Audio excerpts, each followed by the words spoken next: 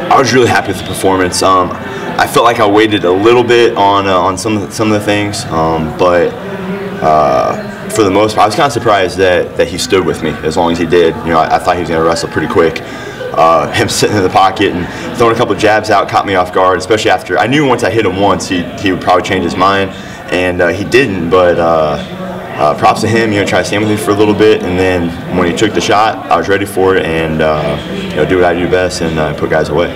How quickly did you know that you had that choke? Immediately. Once I had my arm all the way sunk around, I knew there was no getting out of it. I didn't know if the time might run out. I didn't know how much time was left, but I knew it was getting down towards the end of it. So as soon as I stepped over, I knew it was over. He was out, I think, quite a while before they actually stopped it. So I knew I had it immediately, but I was just happy to get it before the bell rang. Did you feel him go limp? Yeah, I saw his arm go.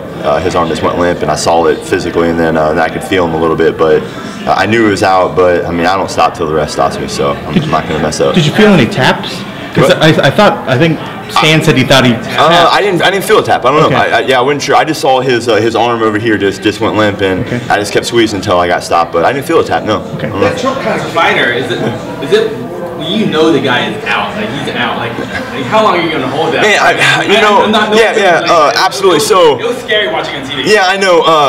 It's a rough thing because I've had fights where they've tapped, I've let go, and the ref didn't stop it. So it's happened to me, you know, personally. So it's one of those where I knew he was out, but you know, man, some guys play those little games where they'll act, you know, they'll start breathing weird or they'll do stuff, and then you'll loosen it up, and they'll wake up real fast. So. I hate to do it, but really I don't stop until the ref stops me. It just has to be that part, or else, you know, I let go early, he starts moving, you know, the fight goes to the second round, you never know what's going to happen, you know. So I hate it, it scares me, but yeah, I mean, I don't stop. It's just, you can't do it. On a more positive, I guess, positive note, how did it feel having, like, it felt like a main event out there when you came out. How did it feel to you just as a fighter, as someone, you know, just out? Man, the closest thing I ever had to that was when I was the co-main event in Dublin, Ireland. You know, Conor was the headline the card. The crowd was insane. It was so loud out there. That was one of the coolest experiences I ever had. But this was the closest to it. But this is for me. You know, it wasn't for Gunnar. It wasn't for. That's awesome. Sorry, my teammate just, my bad. Yeah, me and Anthony Smith started training together, so yeah. He was down 2 rounds, I think. Yeah, he was down 2 rounds and his big head kick. That's awesome. Sorry, guys. Yeah, so I mean, having that crowd, I kept joking around. I was like, man, how am I the second fight of the night? You know, I was like, well, I might be second fight, but you know, I'm the main attraction here. That's for sure. I'm the hometown favorite.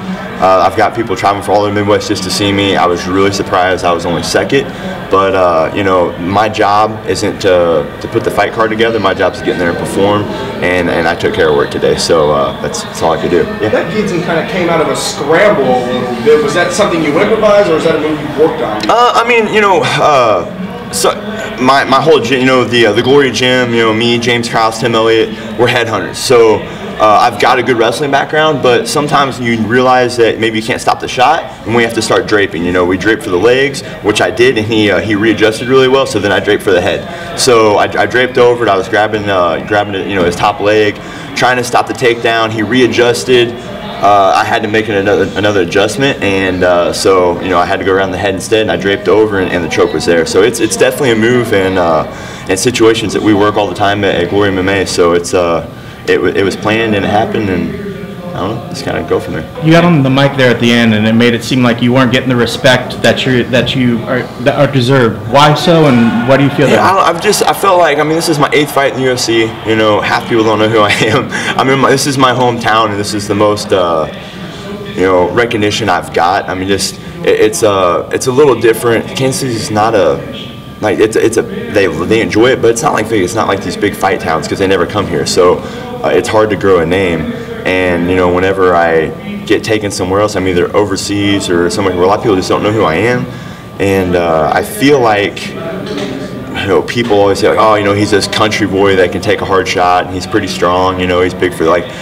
It's always, you know, he's tough, he can grind. So it's not like, oh, hey, he's a talented fighter. You know, he's very well rounded. I mean, I'm a black belt in jiu-jitsu. I got good striking. I'm a collegiate wrestler. Like I've got all the tools. I really do.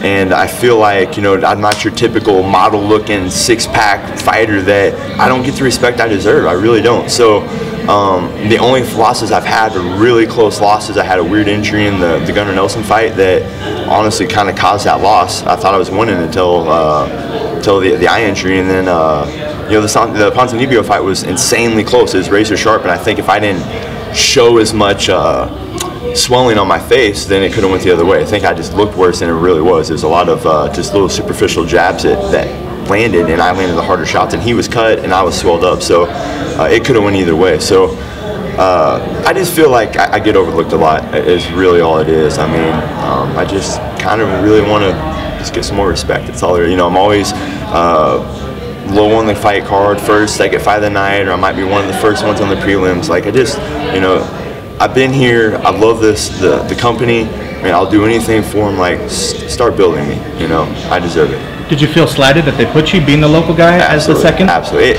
I'm not going to say I didn't take it personally, but it hurt my feelings a little bit. I'm like, oh, they're coming here. And I get it, man. They made this card stacked. There's some really good fights on there. I'm like, oh, they added this fight. They added this fight. And I'm like, oh, hell, that means I'm going to be way though, I didn't expect second fight. But, like I said before, it's not my job to put the fight card together. That's, people way above my pay grade do that. But my job is to go out and put on performance, and if I keep doing stuff like this, and that's going to change. And it's, so I just keep doing what I do, and eventually it will change. It has to. If it was your job, who would you fight next? I don't care. Anybody top 15. Anybody top 15, or I don't even care that. Someone who's right there about to break top 15. I just want someone ranked above me. I just want to keep moving up the rankings, and I don't want to go backwards. That's all there is to it. So if there's someone who's not in the top 15, but they're doing pretty well and they're right there on the cusp, let me fight that guy. Or if they're already in top 15, top 10, I'll step up and fight for a title if I have to. I really don't care. I'm not afraid of anybody in this division. I can hang with anybody. It's a sport. Anybody can win on any given night, but I know I can hang with anybody in this sport. I promise you that. Perfect. Congratulations. Thank you, guys. Thanks so much.